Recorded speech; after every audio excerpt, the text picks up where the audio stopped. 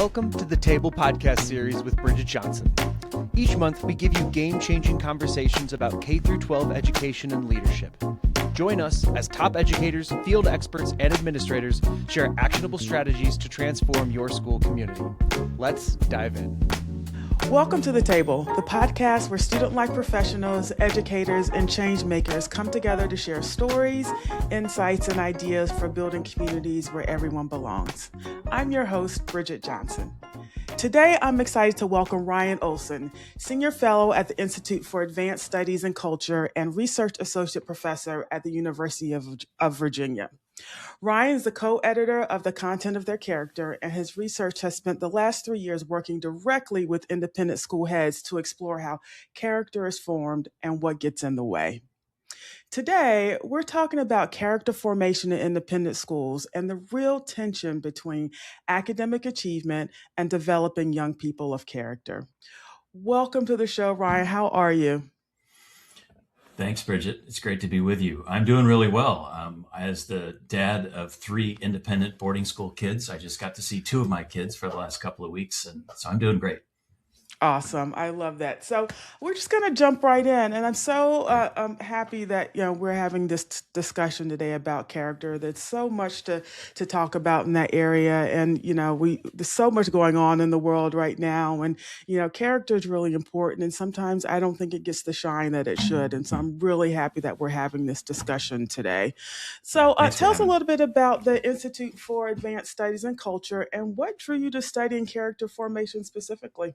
At the Institute for Advanced Studies and Culture at the University of Virginia, we study how cultural change shapes individual and institutional life. And in this work, that's meant not just asking what young people say they value, but what kinds of institutions are actually shaping them. So families, schools, religious congregations, peer culture, athletics, social media, and all those things. And I guess what drew me in is that the dominant conversation about education that we have is so often been heavily tilted toward cognition and achievement and measurable outcomes. And those matter, of course, hugely. Right.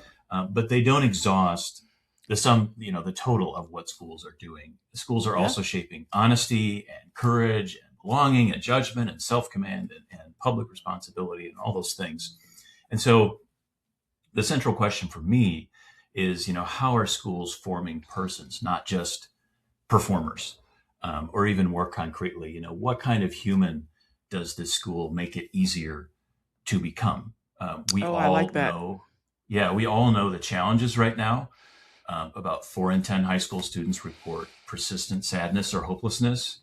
About 3 in 10 report poor mental health. 2 in 10 have seriously considered suicide. About 1 in 10 have attempted it. Only about 3 in 5 say they usually or always get the social and emotional support that they need. And then you add the digital layer to that. 45% of teens say they spend too much time in social media. They say that themselves. 45% say it hurts their sleep.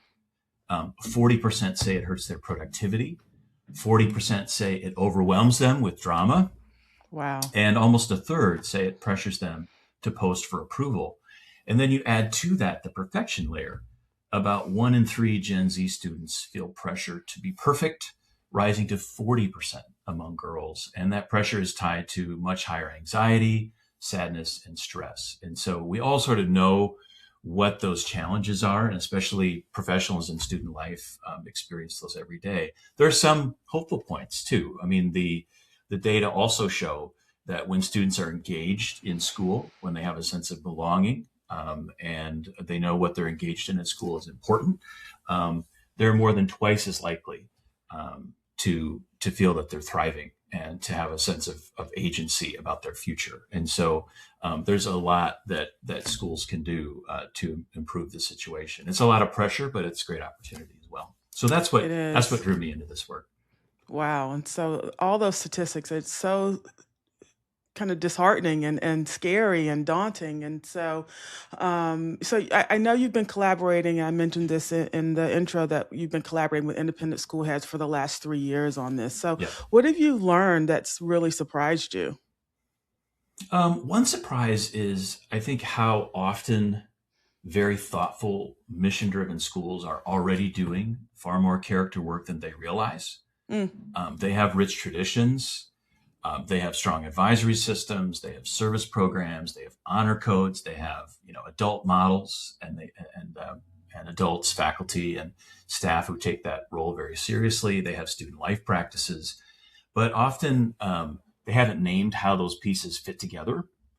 So that's been one surprise. A second, I think, is how easily a school can be sincere about honor and integrity and service and inclusion, and yet still have students come away concluding that what the school really cares about is performance and college placement and competitive excellence. And so the issue is not a lack of good intentions. And I've been privileged to work with some great folks from independent schools. But it's often fragmentation. Schools saying one thing, and then students walking away with something different. And so the question is, how can we address that together? So it's been an incredibly rich experience.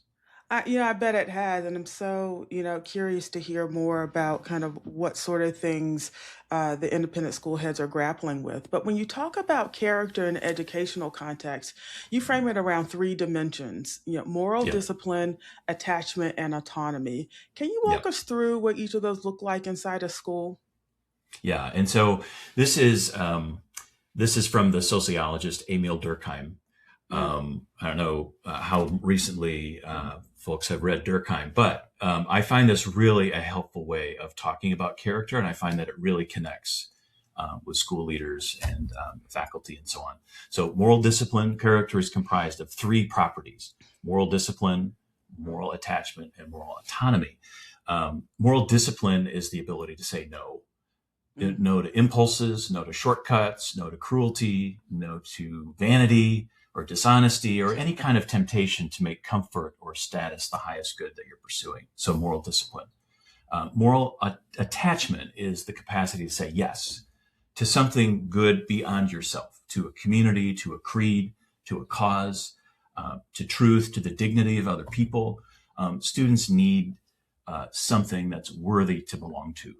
And that's the attachment part. And then moral autonomy is really about responsibility and ownership. It's the movement from mere compliance to judgment. It's I'm not just following the rules because the adults are watching, but I'm learning to own a standard and to act from it. So I often say this is character in 5 words. Moral discipline is the no. Moral attachment is the yes. And moral autonomy is the here I am. No, yes. Here I am. Here I am. In 5 words. And I think it's for a dean of students, say, I think that trio, discipline, attachment, autonomy, is really practical because discipline asks whether a student can regulate herself. Attachment asks whether she belongs to something that's worth serving and being part of. And then autonomy really asks whether she's becoming capable of owning her own choices and attitudes and behaviors and habits and so on. So I find it's a way of thinking about character that's not specific to one discipline or one tradition or one religion. Yeah. It's universal, and people can really connect with different parts of it. They can, but that's a tall order for adolescents. I mean, I feel like that's a tall order for me in terms of being able to say no and to say, who I am in this, and to say yes in the right moments. And given all of the things that you talked about earlier in terms of social media and just kind of pressure in general and just being a regular adolescent, I mean, that is, it's a lot. Yeah. But I think, I don't think we should shy away from doing this work because of it. But I think we need to acknowledge the fact that our students these days are dealing with a lot more things than we were when we were students, and how to kind of help them manage and walk through that. Yeah, and I think a lot of times we assume that character and identity and the kind of person that a student is becoming and wants to be is really just all about him or herself. And there is a lot of self-work that happens. You have to work on your character. That's part of it. But it's also being part of institutions that encourage certain qualities. And schools obviously play a huge role in that. And that's where the attachment part comes in. So, yes, it's hard to be self-disciplined and to say no to things that would be nice to say yes to. But when you've said yes to something outside yourself that's greater than yourself, it becomes easier. It's kind of like Right. a fuel. It's kind of animates you to be able to show self-discipline. So the three parts kind of work together that way. Yeah. No, I could totally see how they work together. And so, independent schools often pride themselves on shaping future leaders, but I think, all schools kind of want to have that sort of Yeah. mantra, like that's what we're trying to do, right? But is that the same thing as character formation, or is there a little bit of tension there?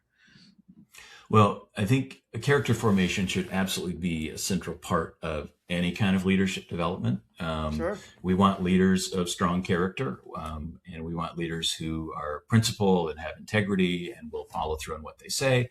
And all Mm-hmm. those things are really important. And independent schools have a huge role in our society of forming those kinds of leaders. There can be a tension. Leadership language can become a euphemism for ambition or prestige or resume distinction. And I think, we all kind of know how that works. Right. We wrote a book with 15 researchers, probably 10 years ago or so now, 8 years ago, called The Content of Their Character, Mm-hmm. Inquiries into the Varieties of Moral Formation. It's available on Amazon if you're interested. But we had 15 researchers who studied 10 types of American high schools. And one of those types was independent schools. Okay. And if you look, so the chapter in the book is a kind of executive summary of the findings from that. And I think your listeners would find it really interesting and an interesting kind of comparison point with what they experience every day. But our researchers found in that book that independent schools will often formally elevate honor and integrity and respect and service and responsibility. Mm-hmm. But the same schools also operate in environments where excellence and selective college placement and constant performance pressure can overshadow those ideals. And students sort of pick up on that tension. So I would say leadership is not the same as character. Leadership without moral formation can simply produce, highly competent self-advancement, which isn't what we want either. So the two have to go together, but they're not synonymous. Yeah, and that's a great lead into my next question and talking about the pressure of college admissions and schools say that they want to do honor, integrity, and then you have all of this pressure to be excellent and to do all Right. the things. And how are you helping schools manage that tension, or what are you talking about in those cohorts of independent school heads that you're talking with, how to manage that tension of being good people, doing the right thing, being excellent, and we all have a definition of what excellence is, right? But Yeah. that's a lot of things to hold at one time. Yeah. That's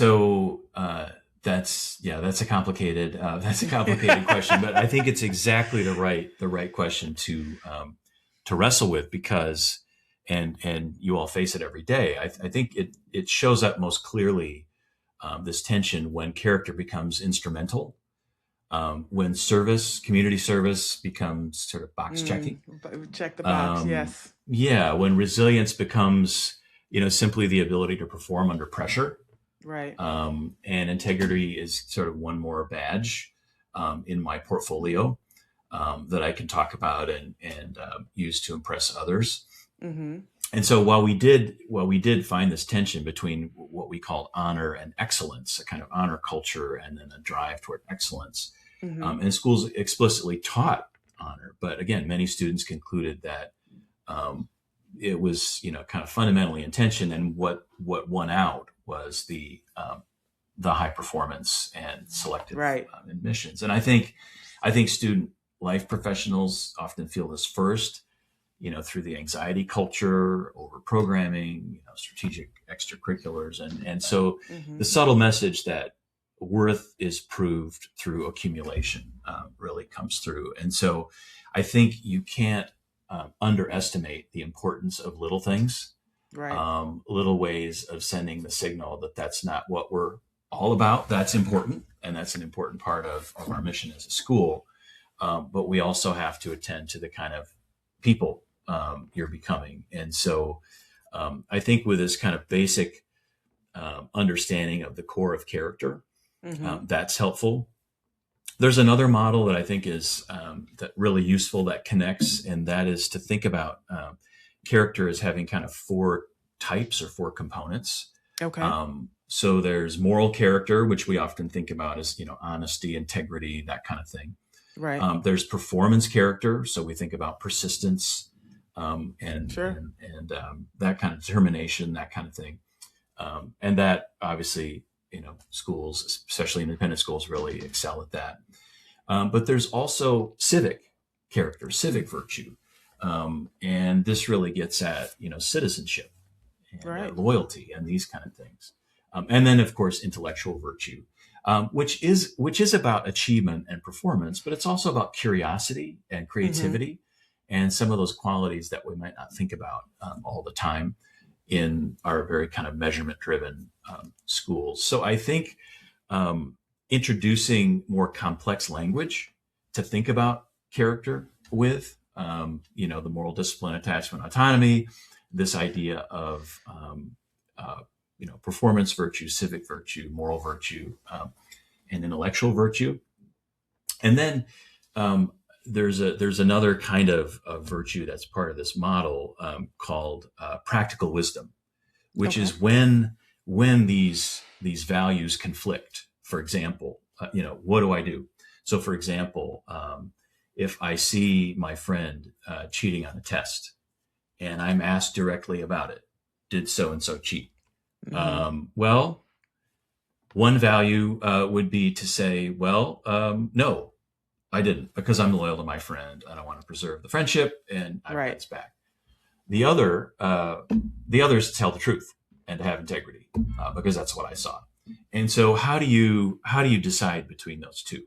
And we're confronted with situations all the time. All the time. In our professional lives, in our families, in society, where these virtues conflict. And so equipping students with the kind of mental models and the kind of enriched vocabulary to think in those terms, I think can be really helpful, because we're not saying that achievement's not important. We're not saying that going to a highly selective college isn't important. Absolutely. Those are great things. But also there's character, there's moral character, civic character, and so on. And so it's really kind of holding these in tension and giving students the sort of the vocabulary and the models to really kind of wrestle with that, not only in school, but then to think about how will this persist throughout their career, throughout their life, and their service in society. But, in this day and age, it's so hard because the modeling is not quite there, right? And I mean, we hope that they're modeling, in schools and people they are directly connected with every day. But when you see on social media, what you see in our government, unfortunately, we're not modeling doing the right thing or being of good character. And so we're asking schools to do so much: academics, mental health, character development, and college prep, because, it's about the college list, right? At what point does this become an impossible task, and how should schools think about kind of where to draw the line? Yeah. I totally get that. I mean, one of the things that I've learned so much in working with independent school heads and staff and faculty about all the pressures and all the demands on them, on the school, on their programming and so on. So I have a little bit of appreciation for the question. I think it becomes impossible when schools treat character as one more program to add on top of everything else. Yeah. And so I think the better move is not addition, but integration. And so schools should ask, where are our highest leverage sites of formation already? And a lot of times those fall under the purview of student life folks, advising, discipline, orientation. What do we expect? What sort of standards do we set? Athletics, residential life, family partnerships. How do we engage with parents? What kind of rituals do we do as a school, and how can we think about those differently? That's where character work is really built. One helpful way, so in this study, the content of their character, if you look at the last chapter, the conclusion, we found that 5 components are really important. Character is sourced in some tradition, and we can talk about that. It's caught. So through the modeling you were just talking about, it's just absorbed. Students just observe what's going on and what's important. It's taught. It has to be explicitly talked about and articulated somewhere, not necessarily in a lesson, but on the field, somewhere. in a conversation somewhere. It's got to be taught, articulated. It's got to be practiced. It's sought. So I have to put those skills to work and try them out and strengthen them. And then, part that we often forget about, I think, is that the school is surrounded by a culture, by a context. Sure. And so, is that context strengthening what you're doing, or is it undermining it? And so what sort of counter moves do you have to do to sort of make that stick? So it is a lot, but again, I think if faculty, student life staff, if people are thinking in these terms and looking for creative ways to integrate rather than add it in as another program, that can be effective. Yeah, I like that word integration. I think that's super important. And so you've talked a lot about student life professionals and how central they are to this work. How are heads seeing the student life professionals? Are they feeling like they're real partners? Do you have that discussion about the deans of students and the assistant heads for student lives and how they're working to do this work in schools? Yes. I mean, I think a lot of school heads come in thinking it's about what we're teaching. And, what do we add to the curriculum or messaging and that kind of thing, which is obviously important. Right. But I think we're also seeing folks realize that character is caught, and it's caught in these various cracks and crevices of a school schedule and model and systems and all those kind of things. And so student life is absolutely central to that. And so I think, students learn who they are in the lived culture of the school, Sure.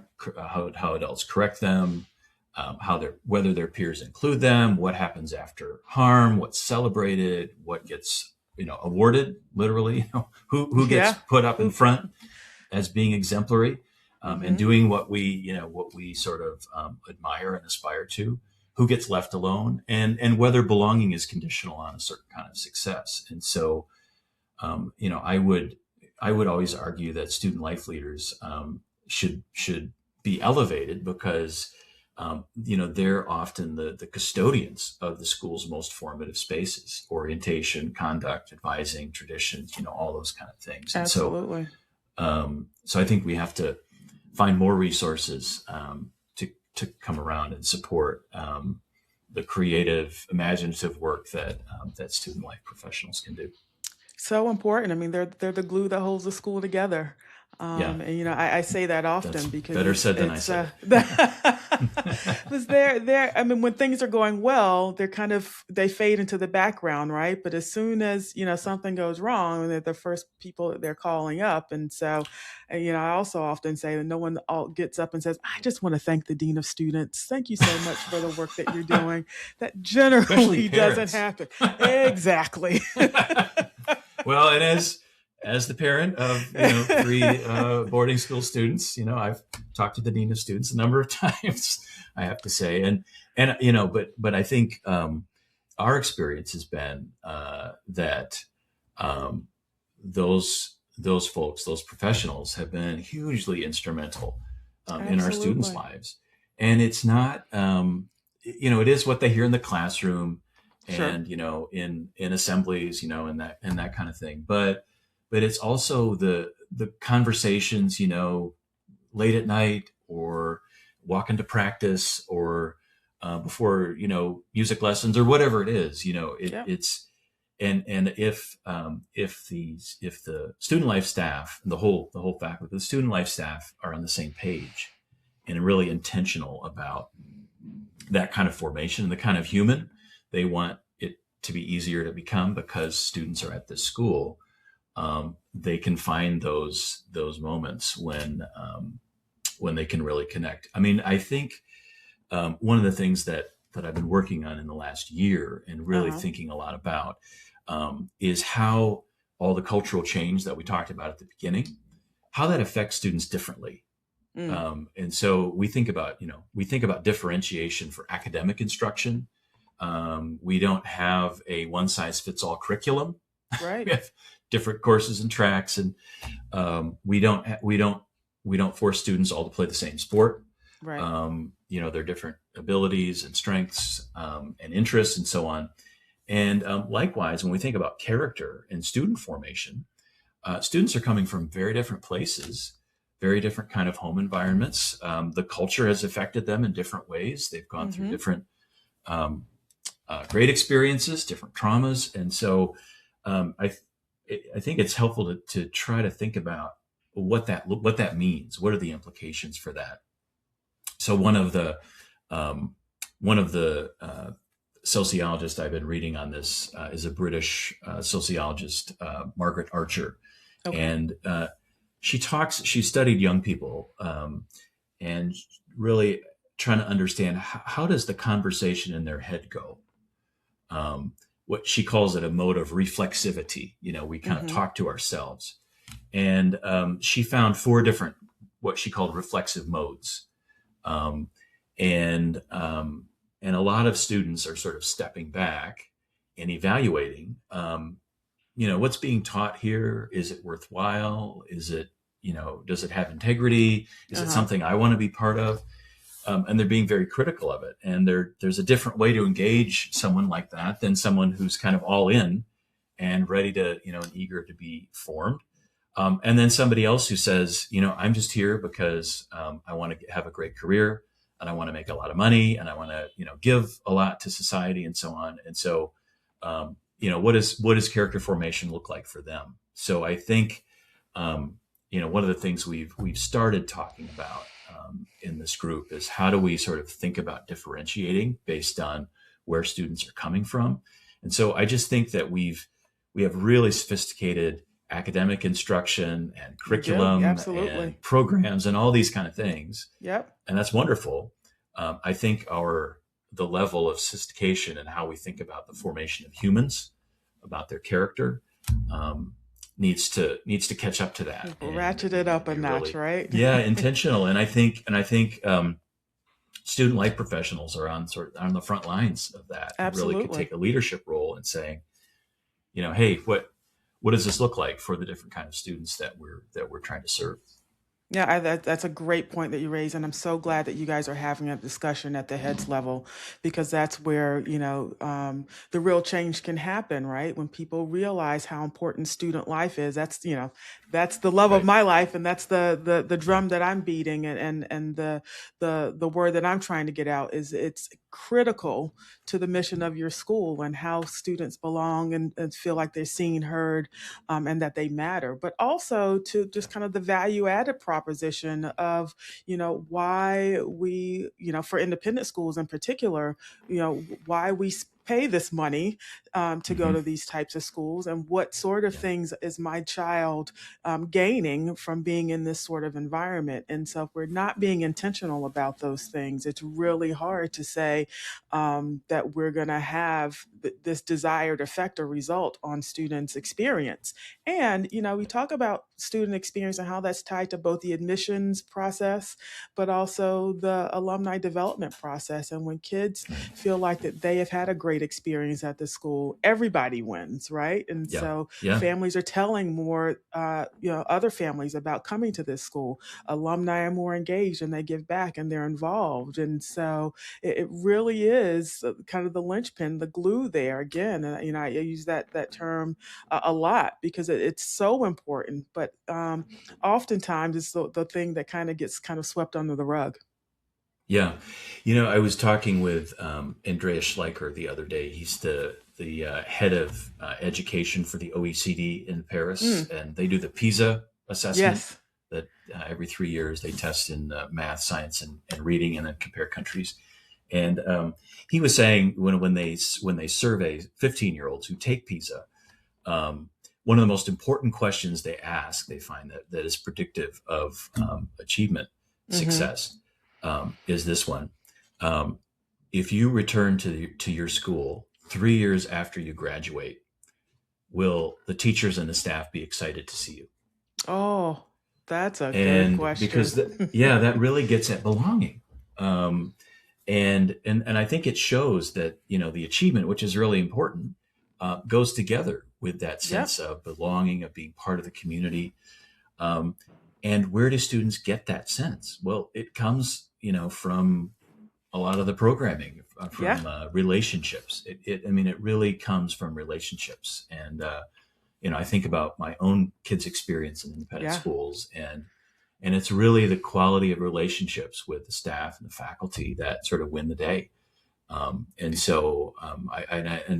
your point about alumni, if alumni are going to look back and say that was a life-changing experience or something I really loved, I'll bet that it really comes down to, maybe it's the instruction, maybe it's a teacher or a professional at school who taught them something explicitly, but it probably was in the context of a relationship. Absolutely. A caring relationship. Relationships matter. And I think that's a great segue into kind of what I want to talk a little bit about next with regards to restorative practices. And, relationships is the kind of the key or the cornerstone there. And so how do you see restorative practices connecting to the character formation? And what does it look like when schools get it right? Yeah, that's a great question. We're trying to, I would say when we think about how do you actually put this into practice? What does this look like? We think about 4 different levels. So there's the student. You can think of it in concentric circles. The student's at the center. The organization is the school itself. Is the next concentric circle out. Then there are 2 more levels. And a lot of times we only think maybe about those 2. But the next level is what we call the tradition, the moral tradition. What is the school drawing from to say, to teach what's right and wrong, what's good and bad, what kind of life should we aspire to? Where's that coming from? And then finally, the context, sort of the cultural context. And so with those 4 levels, then I talk with leaders about 9 practices that are important. Instilling discipline, nurturing attachment, personalizing autonomy. That's important for the person level, and that maps onto those 3 qualities, properties of character that we talked about. But then there's also modeling and embedding, teaching and practicing that happen at the school level. And then at the moral tradition level, it's really about sourcing and sinking roots deep in something that really matters, a philosophical, theological tradition that really matters. Maybe it's based on the culture of the school or the founder of the school, or there are all kinds of different ways you can think about that. Sure. And then finally, is that context? Is it strengthening or sabotaging what we're doing? And so, are we trying to overcome it, or are we trying to really try to complement? So I think, to your question about, so I sort of think about programs with those practices in mind, those 9 practices. And I would say that restorative practice is one of the clearest examples of formation in action, character formation in action, because it really joins 4 things: truth-telling, accountability, repair, and reintegration. That's a huge part. And so it doesn't excuse harm, but it makes the moral meaning of harm clearer. And so in terms of that 9 practice framework, I'd say restorative work is where teaching and practicing and nurturing attachment, and then also personalizing autonomy, where those all really come together. And I think that's where, what you look for are practices and programs that sort of put a lot of those practices together, because they reinforce and strengthen each other. So students are taught, what repair requires, they practice it, they remain attached to the community, and they're moved from sort of passive compliance to moral ownership. And I think, student life leaders are often the adults who can make that real because they sit exactly at that intersection of conduct and belonging. Exactly. And can really bring those together. So it's hugely important.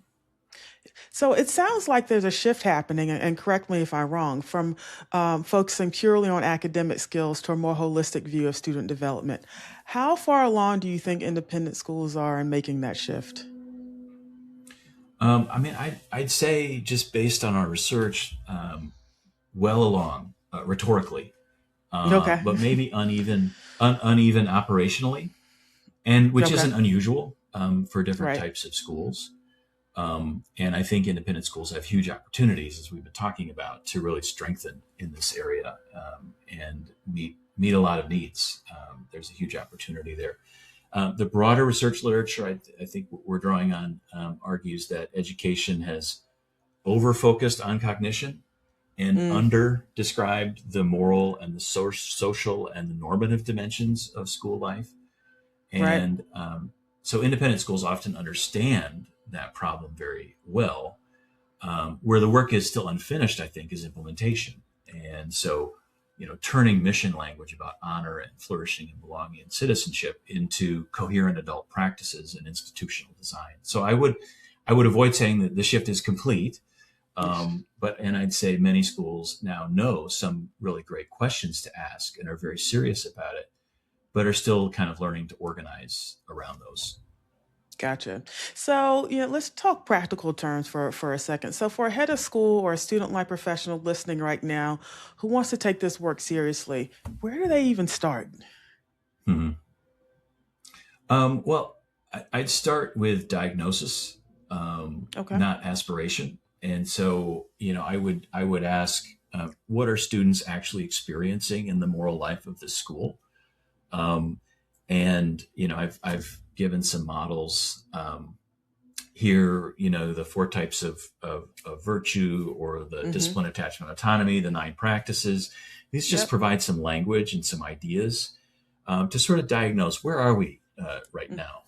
I put together a little survey evaluation if folks are interested.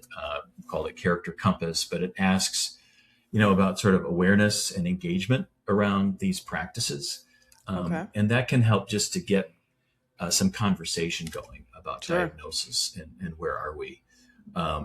So I more specifically, I think I'd ask, what do we explicitly teach about these values, about character? What are students actually doing? What do we observe them doing? What do we think they're getting based on the way that they're acting? Where does our system reward something other than what we say we value? Are we kind of misaligned somehow? And so those are really important kind of basic questions. So I think it's important to start with the kind of human that we want to have graduate from our school. That's really important. But step back and think about, all right, so based on some of these models and some of this language around character and moral ecology, as we like to think about it, where are we right now? And what more can we do, as a student life staff, but also, kind of across the school, and not only, maybe with the staff, but, with the head and with the board, everyone sort of has a stake in the kind of humans who are being formed.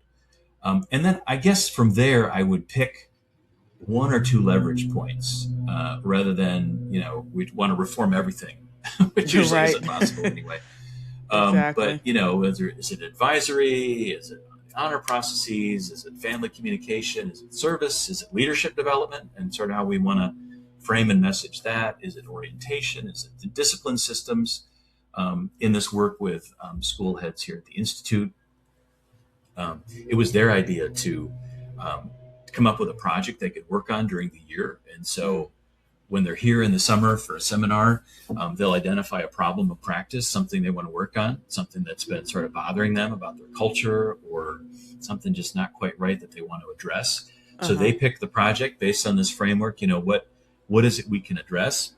And then let's work on it for a year. It's one thing. And then let's meet monthly And so we get together over Zoom, and somebody talks about sort of how it's going, what they're doing, what they're seeing.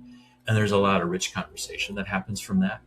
And so, and I think that really comes from, all right, let's step back and sort of look at the cultural landscape we have. It's complicated, it's messy, it's challenging. Let's look at our school and what we're doing.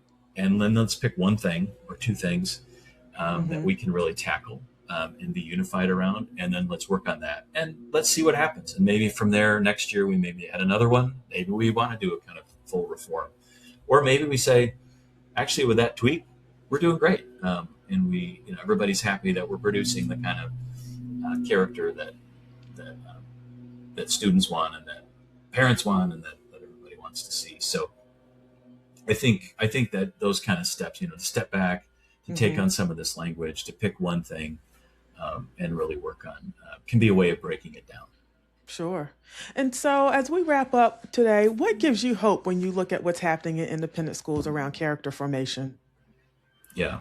I think we know from some survey work that we've done that parents really want character formation. At least they say they do. 95% say that what they aspire to for their kids is that they have strong moral character, that they're honest, that they're dependable, that they can love others, that they work hard. So that's reason to have hope, I think, and really to lean into that aspiration.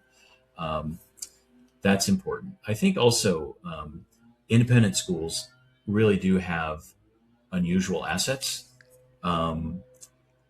Theoretically, parents who are literally bought in. There is some discretionary space, maybe. There are oftentimes strong traditions. Yes. Oftentimes close communities, adult modeling, a lot of times a coherent adult culture in the school. And then student life structures that can really make formation tangible.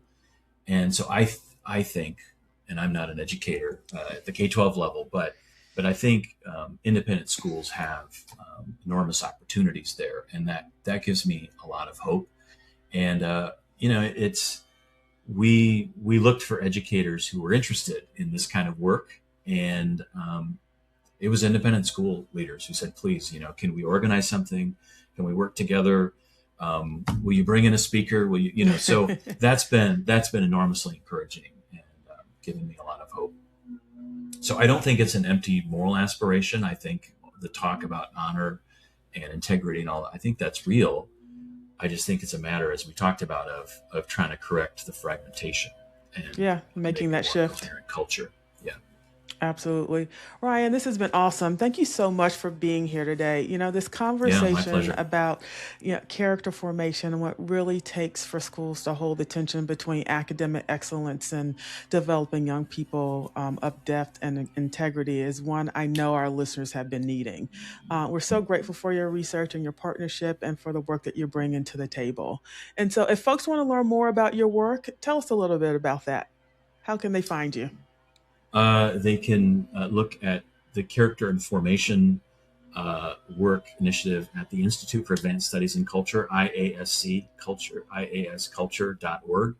And if they're interested in the kind of the assessment and to kind of grapple a little bit with the practices, they can go to floreat.io, FLOREAT.io, and look for the Character Compass. It's just a way to kind of start grappling with these practices. Wonderful, and we'll include links to Ryan's work and the HEADS program. You talk a little bit about that if you'd like in our show notes, because I think that's a kind of amazing work that you guys are doing with that. Yeah, and I think there are ways to find me on those websites, and if you're interested in being part of it, feel free to reach out and I can make connections. And we've had a waiting list because there's been a lot of interest in this, but we're really eager to engage with as many as we can. That's so great. And so, folks, if you haven't already and you're not following us on Instagram and TikTok, come find us. Search for the Dean's Roundtable on both platforms for leadership insights, community building resources, and conversations that matter to student life professionals. We'd love to see you there. And if you're enjoying the table, don't forget to subscribe, share it with a friend, or leave us a review. It really helps more people find us. Again, thanks for pulling up a chair at the table today. I hope this conversation gave you something to think about, or maybe even something to try out in your own community. And as always, take care of yourselves, take care of each other, and we'll see you next time at the table. Have a good one. Thank you for joining us for this episode of the Table Podcast Series. Is your student life program delivering on your mission? Our new K-12 student life assessment moves you beyond anecdotes to evidence-based decisions. Through comprehensive stakeholder surveys and expert analysis, you'll get concrete insights across 8 essential dimensions of student life, from culture and wellness to staff effectiveness and resource allocation. We're seeking founding partner schools to be the first to experience this transformative assessment process and help shape the future of student life evaluation. Today's episode was hosted by Bridget Johnson in conversation with Ryan Olson, produced and edited by Andrew Sigmund, and music by PremiumBeat.com. For any questions, contact information can be found in the episode description. And, as always, thanks again for listening.